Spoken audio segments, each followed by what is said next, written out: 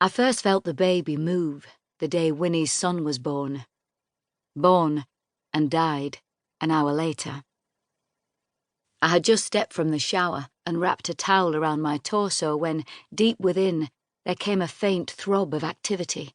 A not quite roll, but a barreling sensation nonetheless, like cresting a dip in the road.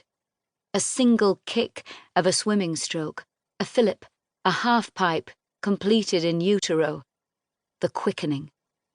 It made me gasp and feel faintly nauseous at the idea of something living inside me.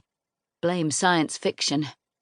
Once, this moment spoke of the miracle of life, of the divine countenance smiling on the humble and the high-born alike.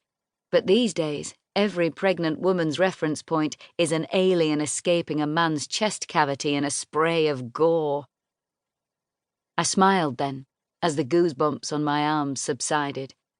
Later, I would remember my brief shiver of disgust and feel ashamed.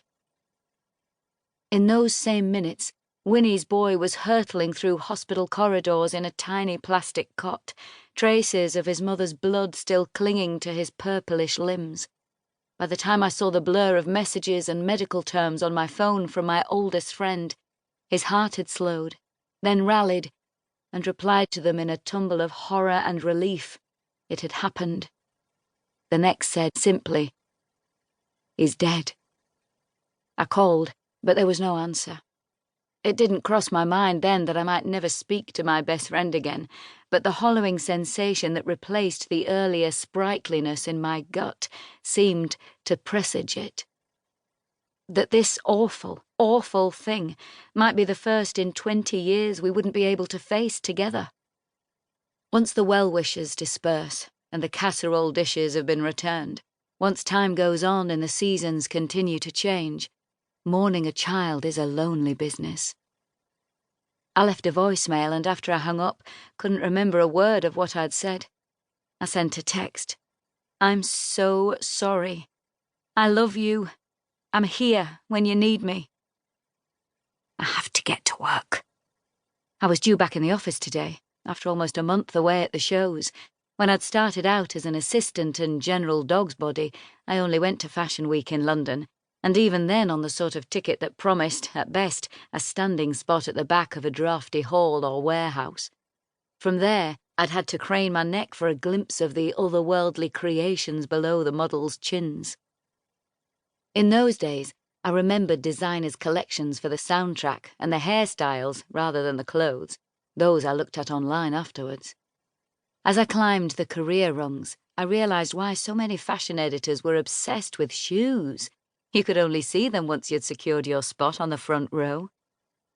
This season, I'd been to New York, Paris, and Milan too, as I'd done twice a year for the past decade.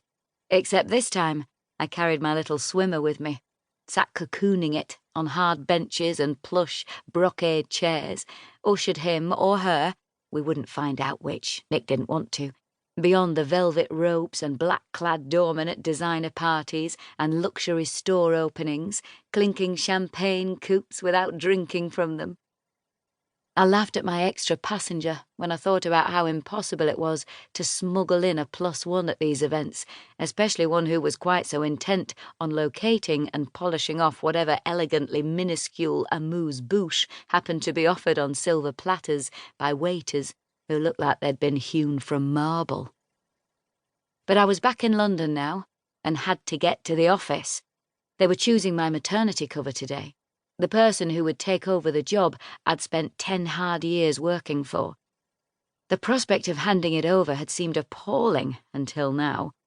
All I could think of now was the little life that had failed to launch just a few miles away. To keep listening to this audiobook, I've left you a link in the description so you can do it, at no cost thanks to Audible's 30-day free trial.